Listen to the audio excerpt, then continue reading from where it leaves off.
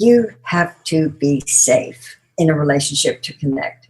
And when there's negativity, a look in the eye, a tone of voice, safety, the relationship is ruptured. It's not safe. You'll feel anxious. And Harville suggesting that we practice that, and me getting a calendar and go, okay, let's do this every night. What did we do that during the day that we might have done in a more safe way? And we regulated ourselves every night for weeks and months. And finally, we had enough positive, like there was enough safety. And so we called off the divorce. So when we decided to remove negativity, cold turkey. Yeah, you went zero, what you call zero negative. Zero negativity. And we went cold turkey and got this calendar that Helen was talking about, started checking it off. Had 3 months of black marks before we had a good mark. But we began to see that what we would now look back and say with the new terminologies that have come out in relational psychology in the past decade, we were regulating our own affect with the calendar and with the not negating each other. But we also found we had to add something to the relationship.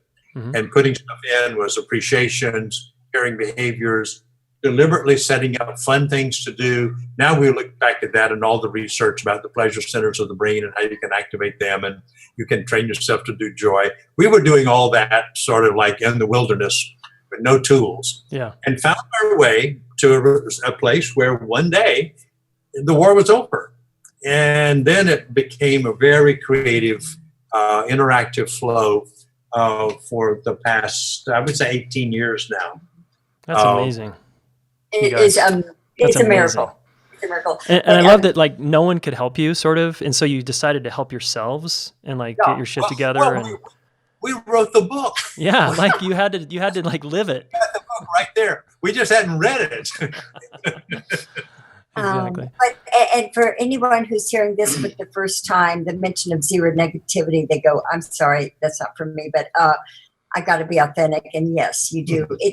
You can learn to say anything that you feel or think, but in a way that lands less negatively on your partner.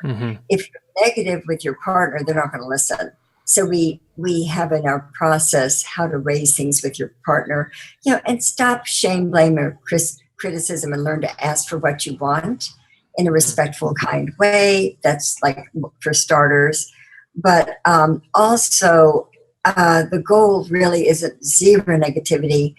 It's when there's a negative transaction, there's a bit of an ouch that one or both of you experience. You have a quick repair.